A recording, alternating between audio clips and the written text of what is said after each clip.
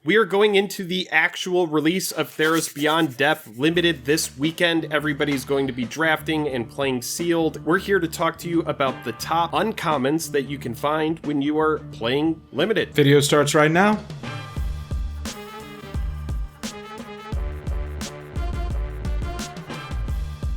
Hello and welcome to The Day. Thank you for spending your time with us. I'm Jake. I'm Joel. Welcome back to another episode of Jake and Joel Are Magic. We are going to get into the uncommons for Limited in Theros Beyond Death. But first, if it's your first video here, we appreciate you watching.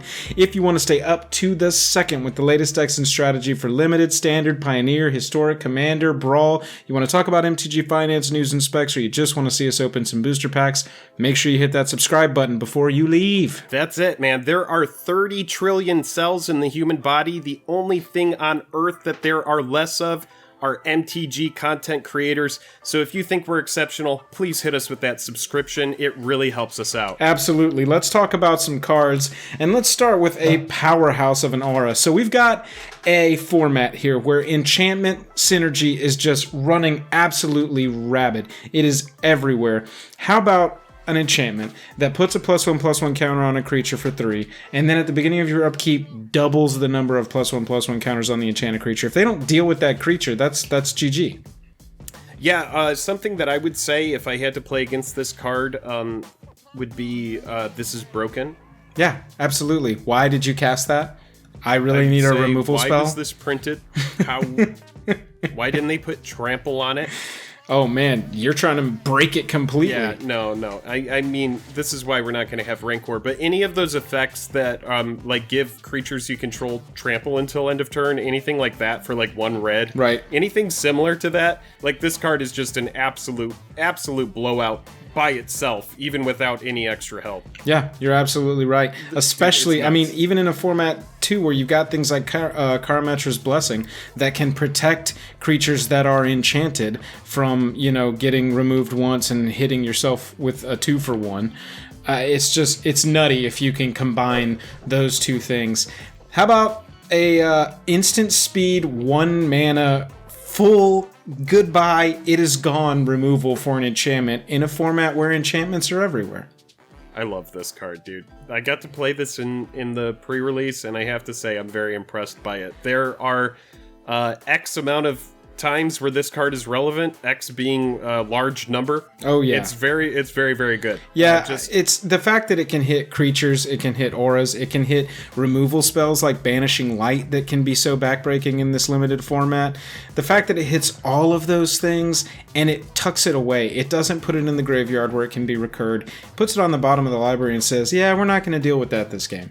It 2-for-1s nicely because I actually like the play where your opponent enchants one of your creatures with like a pacifism type effect. Yeah. And then they go into swing, and now all of a sudden you're like, okay, Mystic Repeal on the pacifism effect, and now I'll block your guy that you're swinging with. Right. He dies. Exactly. Like, there's so many applications where this is good. I think it would have been fine as a sorcery speed, and I still would have played it. Right. Yeah, exactly. Not to mention if an enchantment creature gets enchanted with an aura, remove Mystic Repeal the creature, that's another 2-for-1. Yeah, the opportunities for that card to be so dope are endless. Here's one that is very interesting. It is a flying 2/2 for 2, a little mana restrictive, and it requires some fancy deck building. Whenever you cast your first spell during your opponent's turn, you get to deal a damage to the opponent and scry 1. Yeah, so if you're playing a lot of reactionary spells, this is the kind of card that I would look out for. Essentially, if you're in these colors, I would probably pick up this card as it's most likely going to help you out. Whether or not you're dealing damage on your opponent's turn or countering one of their spells, this card is going to allow you to scry, which is velocity, which is something we always talk about on this channel. But then also pinging your opponent is nothing to shake a stick at either. No, it's not. And I mean, when you analyze this card, you look at its floor. It is a mana restrictive 2/2 flyer for 2. Not that bad, especially if you're playing Izzet, of a floor to have for a creature. Staggering Insight. Oy, oy, oy. I had a sealed pool in the pre-release on Arena, where I had 2 Staggering Insights and 2 of that new Starlit Mantle enchantment that gives something hexproof until end of turn and gives them +1/+1. There were so many games that I just played it like the mono blue Curious Obsession deck from last rotation. Oh yeah. Where you're just protecting this one little 3/3 thing that just pumps through, is gaining you life, and is drawing you cards. Yeah, this card has my favorite sentence on it out of any Magic card, and I think you know what it is. Draw a card. Draw a card, baby. Those 3 words, that is Jake's favorite words in the entire MTG language. If it says draw a card, I'm probably going to read it. Yeah, absolutely. This is an enchantment that you should definitely look at picking up. This is one of those big finishers for a blue deck. I don't consider blue super strong in this limited format. It's one of the best splash colors in my opinion, but it's not a fantastic main color. But this card can win you games. It won me games in the arena sealed that I did, returning on turn 6 or later, returning 3 creatures to their hand and swinging through for team is just, it can be where the blowout happens. And if you return, you've got 3 target creatures and or enchantments on this card. So if they're sitting on 6 or 7 mana and they've got 3, 4, they've got 3 permanents that are 4 and 5 mana converted, it tempos the absolute hell out of them, and it's kind of hard to come back from. I was just going to say that building a big board state in this game, it takes time, and you do it over turns. So being able to return, like a 5 cost, a 6 cost, and another 6 cost, all for 6 mana, that tempo just will absolutely break your opponent's back. This card does lose potency. If your opponent has out like a 1 cost, a 2 cost, and a 3 cost, they're just going to play them all on the next turn. So hopefully you have that beat, that power that you need the turn that you use it.